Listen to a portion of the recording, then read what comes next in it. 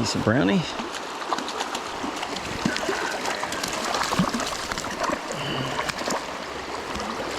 Bad net job. Beauty. Nice fish. Good looking brownie. Nice chunk. Thank you there, Mr. Brown. Got him on a size 18 Spanish bullet perdigon 2-3 bead. Let's have a single 2-3 bead, short piece of tippet. Just really working all of these pockets here. I'm out in Pennsylvania. It's May. It's a really dreary day.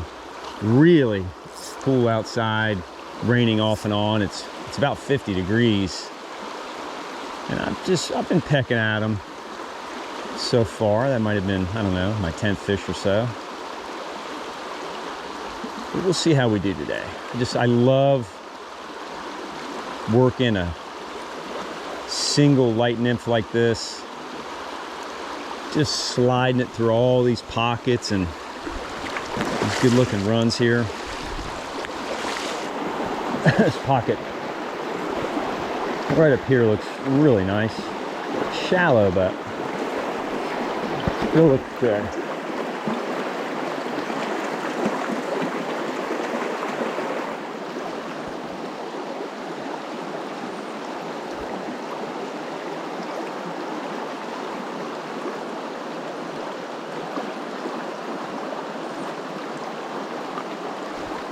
Go. All these little pockets look good. Look here, little buddy.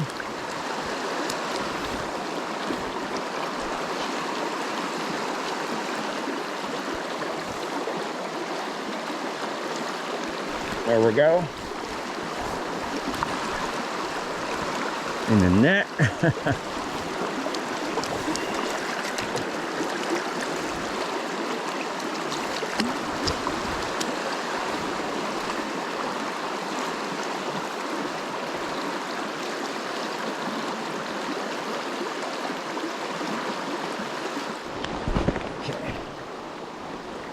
Good looking pocket over there.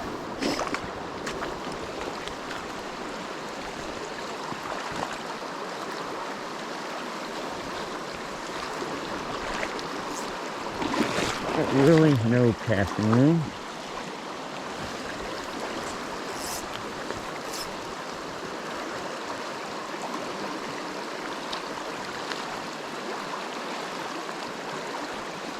There we go. Well, I just pulled my battery went dead. I made this nice little cast right here. You may have caught it right there at the end of that clip before the battery went down, but I picked up a nice, probably 13-inch wild brownie right off my rod tip.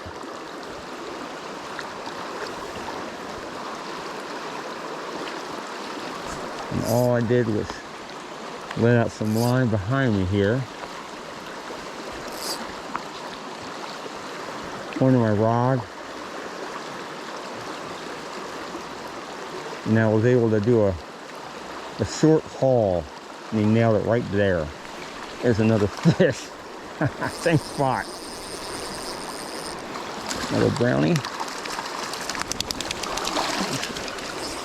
The last one was a little bigger. This is a nice one. This is a pretty one now. Really pretty.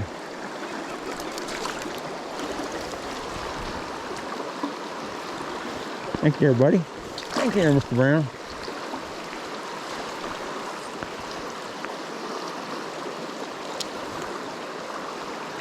Working this pocket right here where it kind of necks down and picks up speed. There's a rock right there. I picked up both of those fish right there. I'm going to show you how I make that cast. Again, just a little haul. It's a water load, but all the action is from the haul. Just boom, pointing my rod tip and just haul the line.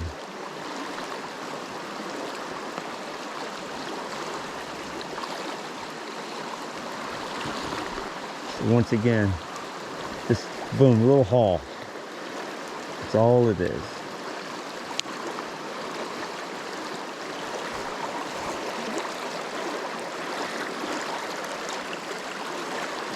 These rods are so good. They do a lot of the work for you. You just have to put the rod in the right position. See, I like areas right here. You see this bar, this shallow gravel bar going down, and it curves right here. That point where that rock's hitting, that's just a good spot there.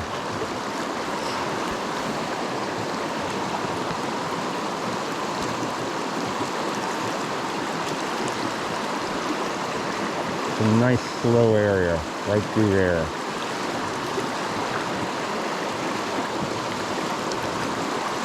There he is. Right there, right where I thought he'd be.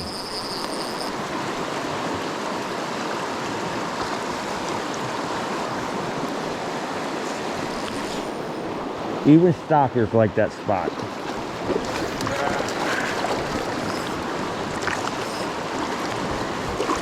He's a little prettier than the other ones I got.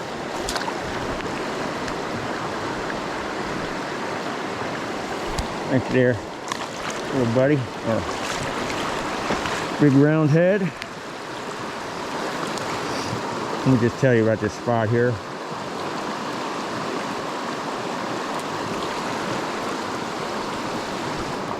So once again, you can see this gravel bar going down. That fast water here, it's slower through here, but right there you see this rock shelf coming out, and right at that point, right in there, right where my rod tip is, there's just a nice little slow spot right there before it tears down here, and fish love to get right there. Even a stockfish. I mean, the stockfish are smart enough to know that that's where it can find that slow current right there. And this is, you can see this heavy water. I got a 2.5 bead, just driving it down. I don't know, it's probably 2.5 feet right there, I imagine.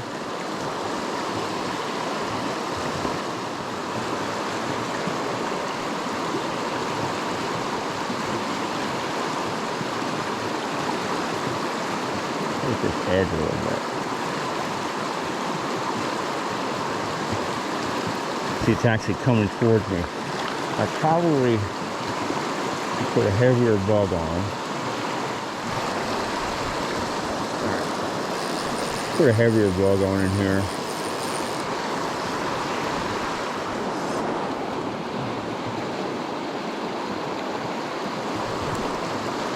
Alright, I want a little heavier. Put a 2.8 on.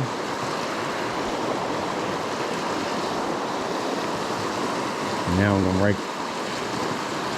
Look at that. Look at that. Weighted up. How many times did I have my bugs going through there, but just put a heavier bead on, really stabilized it right through there, and this nice fat stocky hit it.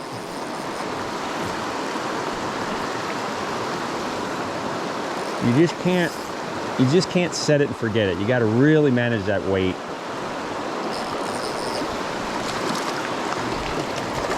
And you don't always have to have 2 flies on. In water like this, it's just ideal single nymphing water. Thank you there, buddy.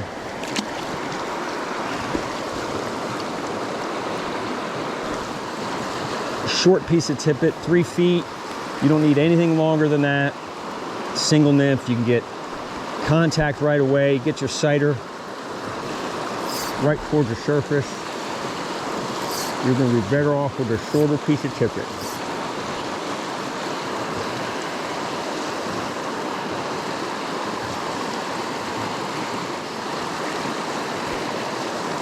A little softer through there.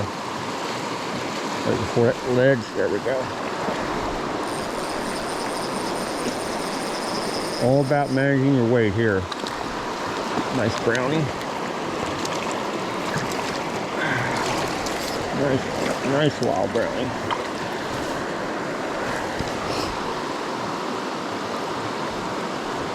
Thank you there, buddy. He's pretty. Got a hook in my finger. That's another nice thing about barbless. So you can see all this heavy water, but I don't know, maybe 18 feet out or so, maybe 20. It's a little bit softer in there, and it's nice and deep through here, and he hit it just below me. I don't know if you notice, I have a mono wrap on my rod here, and that's to, it's raining on and off today, and this is to prevent the thin leader from sticking to the rod blank. If you don't have a mono wrap, that's the one negative about a thin leader. When it gets wet, it wants to stick like a spider web to your rod. So wrap it in mono. It takes away the problem, and you can see the line easily shoots through it. I've done a video on that. I'll make sure I put a link to that at the end of the video, but you will definitely get rid of the headache of the leader sticking if you wrap it in mono. And in the video, I actually used plumber's tape, but I have changed it, and I've got these 2 O-rings here at the base. So I wrap it, and then I slip the line under the O-rings, tie an overhand knot, doesn't budge. Okay, I really like this whole area right here.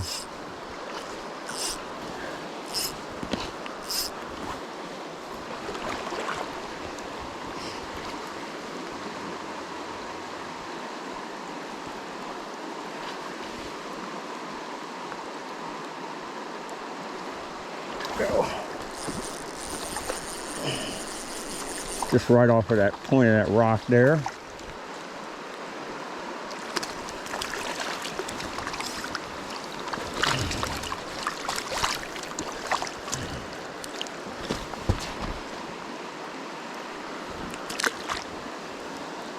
There's a rock right there, and he was just off that point. Once again, just a great ambush point. You got that main current, and he was just tucked in right next to that rock in that slow spot. Just making really short, efficient casts through here.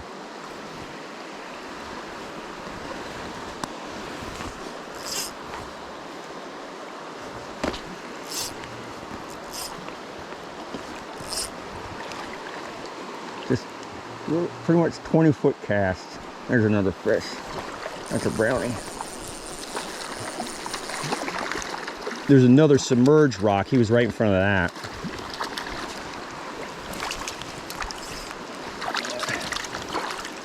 Whoa, I get these wild brownies.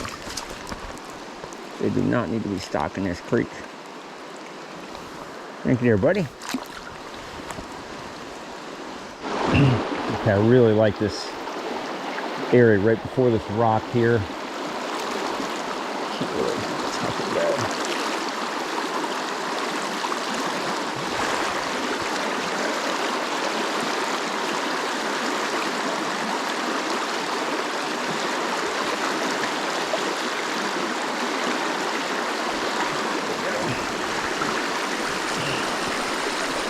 Oh, I just had to keep it in that nice brownie.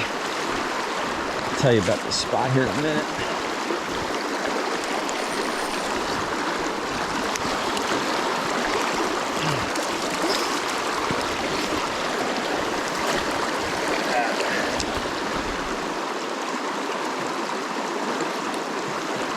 Thank you there, Mr. Brown.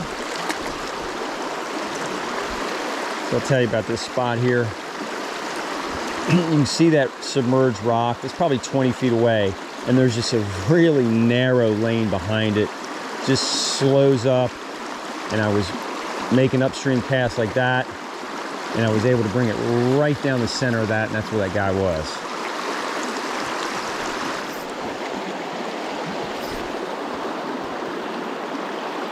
Right through there.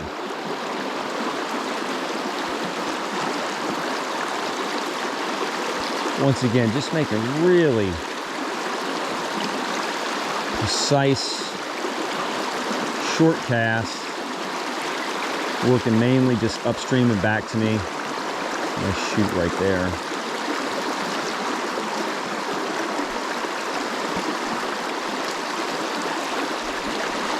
The turbulence and the clarity of the water just allows me to get a little bit closer.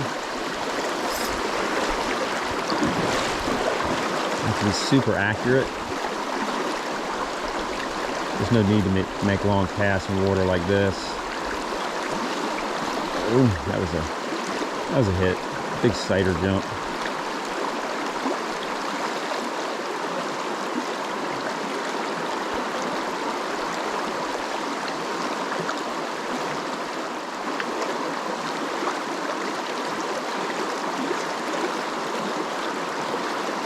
There we go, nice.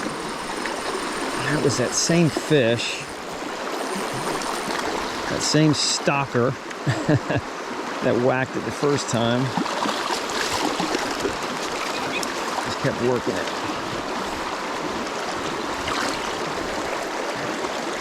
Even stockfish, you need to make good drift, especially here in water like this. They just get in these lanes in this fast water. Thank you there, Mr. Roundfin. They get in these lanes in this fast water, and they're just not going to budge until the bug gets right in front of them. Boy, that guy is ripped up. Usually I retire flies when they're good to me like that, but we'll keep going with this guy.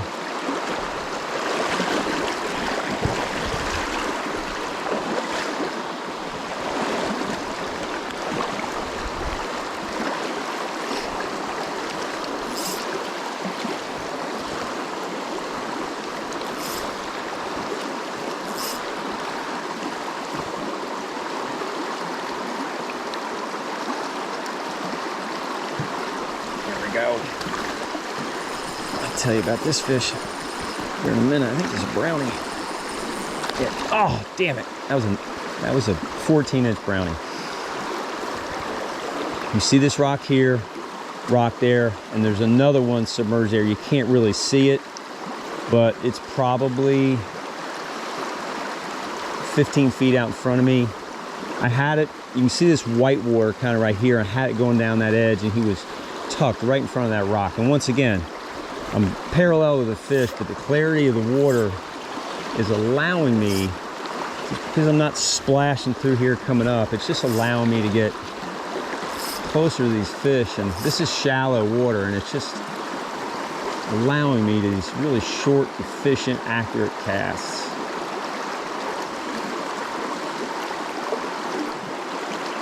Well, I love those I love those submerged rocks right in the middle of a fast run. They just always love hugging those things, and usually it's on the upstream side of it.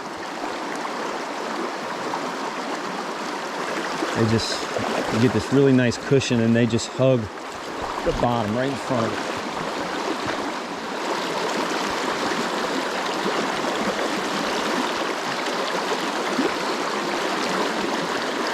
I'm doing a lot of my comeback casts, I call it, where I cast, reach, and come back. So I cast, reach, and come back while it's in the air. And the reason I'm reaching, I create a little slack, I work the slack out. When I start moving my rod tip back downstream, and what that does, it allows you to get connected to the bugs right away, and then you can let it settle into the drift. If I stop, the bugs are going to hit and the current's going to whip it down. So when you're fishing this fast water, upstream and back to you, you cast, reach, and come back. And see, I'm tight to my bugs right away, and I can let them settle into the drift. But you just maintain control like that. Cast, reach, come back. You just start coming back while it's in the air.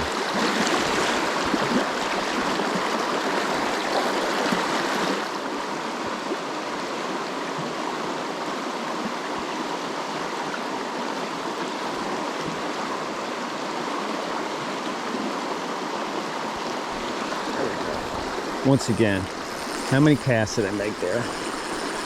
Just, I don't know, 4 or 5, and I just kept trying to keep it in that seam there.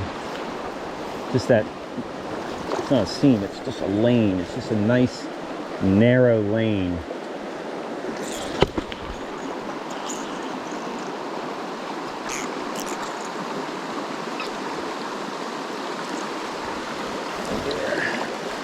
Boy, that guy, good looking fish. I think he's a holdover. You can see that nice narrow lane, and I just kept working it. And that last one, I really got a nice entry point for my bug so it could settle down into that lane.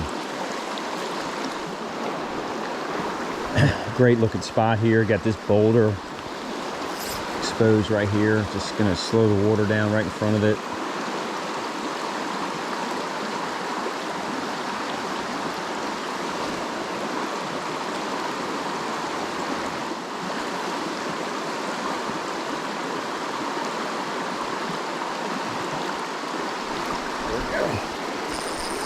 Was more on the left edge here though, but he was at the tail end at it in front of that boulder because the current slows down there. People want to, I mean, they're certainly at the head there, but you really need to concentrate at the tail out of those when you get those exposed boulders. You're going to find far more fish at the back end than you are up there. They will be up there, but back here is the better area.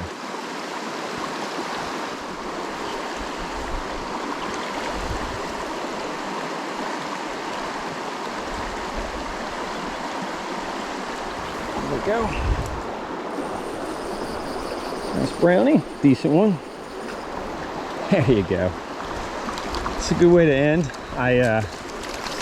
I said I was going to stop filming after I finished my cigar, and I did, and made a couple more casts and got this good looking wild brownie. Thank you there, Mr. Brown. Thank you, buddy. That was a heck of a session there. So I'm going to be calling it quits here. That was a heck of a cigar smoke I had there while I was fishing. Had really great luck. Just worked all this pocket water, and I hope you got something out of it. You know, you don't have to always double nymph. I probably 80% of the fishing I had a 2.5 bead on, and I had a really short piece of tippet, 3 feet. There was actually some cases I had less than 3 feet on. So just really shorten that tippet up. You don't need 4 to 6 feet. These fish, even these stock trout, they can get really stubborn, and they're gonna get in those lanes and they're not gonna move, especially in this fast water. So just short, accurate cast, fishing upstream, use that comeback cast, you know, cast, give, and come back. Get tight to your bugs, get connected right away, and you're gonna find some more success in pocket water. This is a fun, this is how I like catching stockfish. If I'm gonna catch some stockies, I like fishing water like this. And I caught some pretty fair number of wild brown trout too. I hope you enjoyed this video. If you have any questions or comments, feel free to leave them below. Happy to help you out. If you did like it, I'd appreciate it if you give me a thumbs up. And as always, tight lines, everybody. I'll talk to you later. Bye.